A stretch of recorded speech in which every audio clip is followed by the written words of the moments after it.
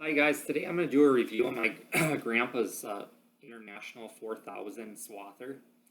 And it's from the 1970s, and that's how grandpa did all of his haying over the year, which my grandpa didn't put up that much hay. He only put up to 200 bales a year on a good year. But he used it for all the swathing with the crop. And he was farming like 700 and some acres each year.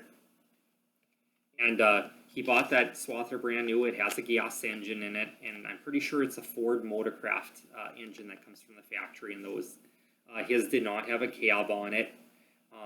He did have an umbrella that he put on it, and that worked out for pretty good for him to keep him cool and everything there. So yeah, he used it for many years until he got a Case IH Hydro Swain. And I remember he had the 19.5 foot just bat reel on it for crops is what it was.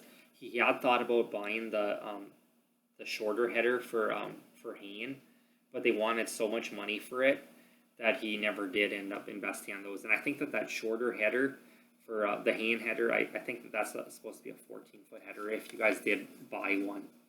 And he did own a crimper for it too, but usually when I was putting up hay, I never mounted that crimper on there because it was so heavy. I just use normal swather and just let it wait longer to dry and everything. So, and then when I started renting the cropland from him, I used that swather for swathing down all the kochia because my 1460 International Combine just could not handle green stuff like that. So swath it down, let all the weeds dry up, and then I could go with it there. And I remember that his head gasket must have been out on it because I added antifreeze to it, and you'd make it, I don't know, maybe 30 minutes in the field you could go, and then it would the engine would start overheating. You'd see the temp go up or whatever, so you shut it off and go and put on some heavy gloves and open up the radiator, and I would just dump straight water in there. And we got by with that for many years. And then finally, during one of my years of farming, my mom was running the swather, and she was going up a hill, and it just started slowing down, and then finally it wouldn't move, but the header went up and everything, and we checked the hydraulic oil on it, and that was all good. So what happened is we went ahead and we unhooked the wheel motor, the big hoses that go to the wheel motors on it, and they were all completely dry in there. And so what happened is one of the hydraulic pumps went out on it, and how that's set up is it's got 3 hydraulic pumps that are all connected to each other. They're all just one big piggyback pump. It's almost like a skid steer pump, and I had no idea which one was the pump that's for the for driving the wheel motors there.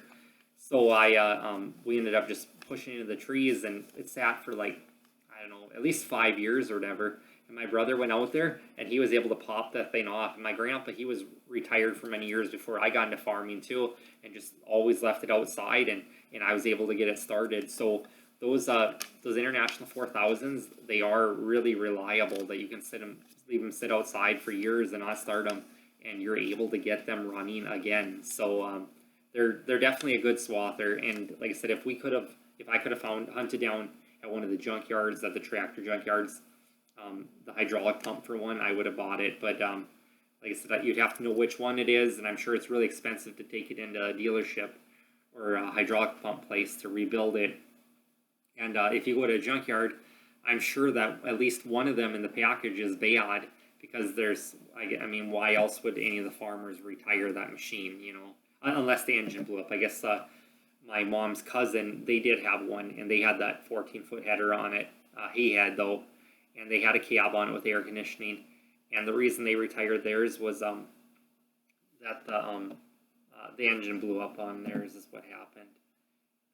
And actually, I got a wobble box from them one time too.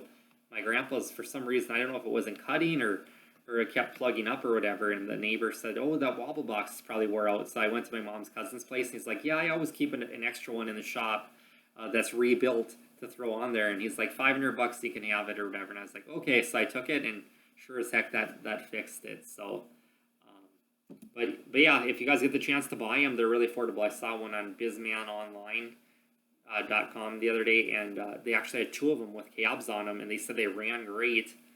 And I think they even came with a swather transport with them, and they won $5,000 for the set of them. So they're really affordable nowadays, you guys. So, all right, catch you later.